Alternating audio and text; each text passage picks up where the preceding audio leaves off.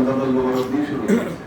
মুসলমানদের বিরুদ্ধে যত আগ্রাসন, এবং আমরা বিগত কয়েক বছর যদি আমরা লক্ষ্য করব, দেখব যে ইসরায়েল এই রমজান মাসেই গাজাবাসীদের উপরে হামলা করেছিল কয়েকবার, আপনারা খেয়াল করে থাকবেন। তো শেষ পর্যন্ত বিজয় মুসলমানদেরই হয়েছে জোরে জোরে। আসলে একজন বললেন যে গরু খাওয়া মুসলমান, মুসলমানরা শুধু গরু খায় না, আর অনেক কিছু খায়। এখানে প্রবাসী আছেন কোন দেশে? সৌদি আরবে। সৌদি আরবের শেখ যারা আছেন, দুবাইয়ের শেখ যারা আছেন, আপনারা জানেন তারা খালি গরু খায় না, এখন গরু খাওয়ার দিন শেষ, গরু আগে খাইতো, এখন অনেক কিছু খায়।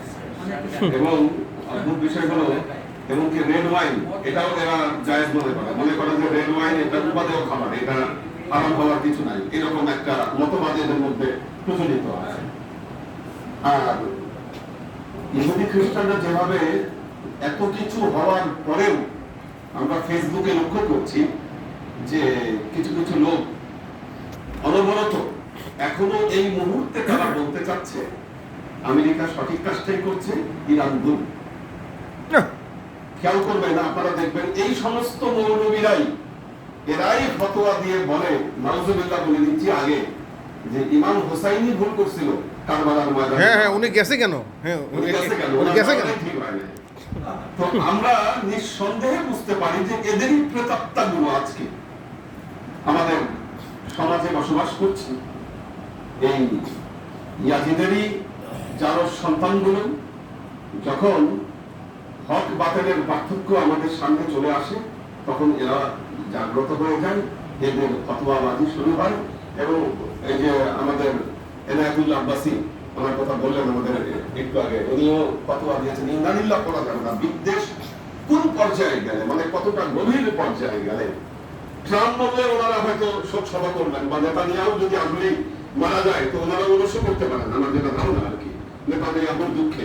কিন্তু ইমাম খোমেনির জন্য ইন্নালিল্লাহ করা যাবে না, এটা করলেও ইমান থাকবে না, কাফের হয়ে যাবে। যে এই সমস্ত ফতোয়াবাজি, যে সুবিধার জন্য যে ফতোয়া, এভাবে কিন্তু এরা আমাদের যে নেক্সট জেনারেশন, এদের মন থেকে কিন্তু উঠে যাচ্ছে। আমরা যে বলি যে কি বলে যে জেনারেশন জেড এবং আলফা, এরা কিন্তু এই সমস্ত কথায়, মানে অবান্তর অযৌক্তিক কথায় এরা কিন্তু বিশ্বাস করে না।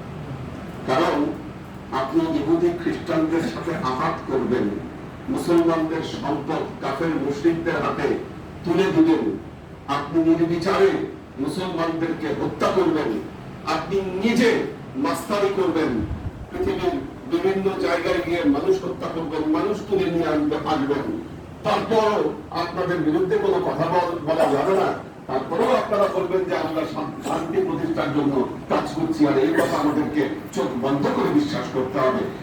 আমাদের যদি ইমানের এই অবস্থা যদি হয়, মুসলমানদের জাগরণ কোনদিন হবে না।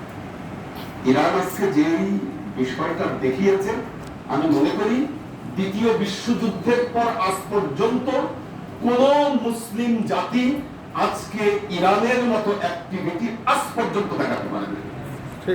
তার মানে বোঝা যাচ্ছে এটা কিন্তু আমাদের একটা টার্নিং পয়েন্ট। মুসলমানরা আমরা ঘুরে দাঁড়াতে শিখেছি।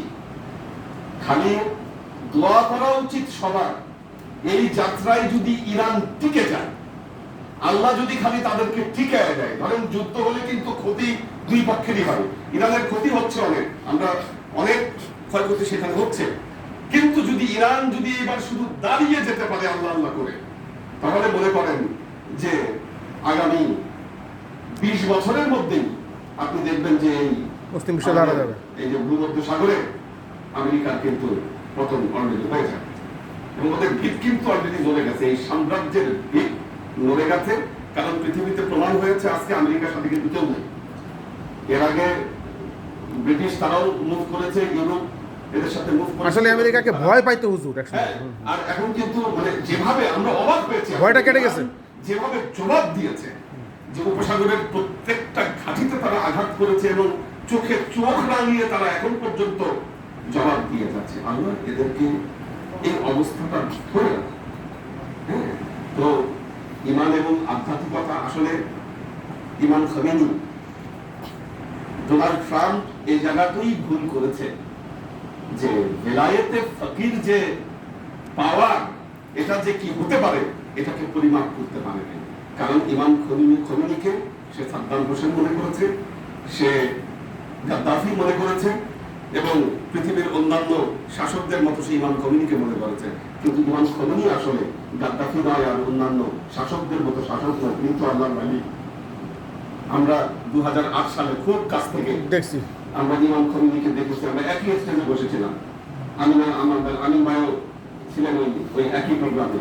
তো আমরা খুবই কাছ থেকে ইমাম খোমেনিকে দেখেছি, এবং ওনাদের যে সম্মান, মানে একটা জিনিস আমি এটাই বলি যে আমাদের এই দেশের যে মৌলানাগুলো ফতোয়াবাজি করছে, যে আলেমেরা দেখেন শিয়া সুন্নি বিদ্বেষটাকে এখানে খুব কাছে নিয়ে আসে। আমাদের বাংলাদেশে এক ধরনের লোক আছেন, তারা নিজেদেরকে দাবি করেন তারা গরম সুন্নি,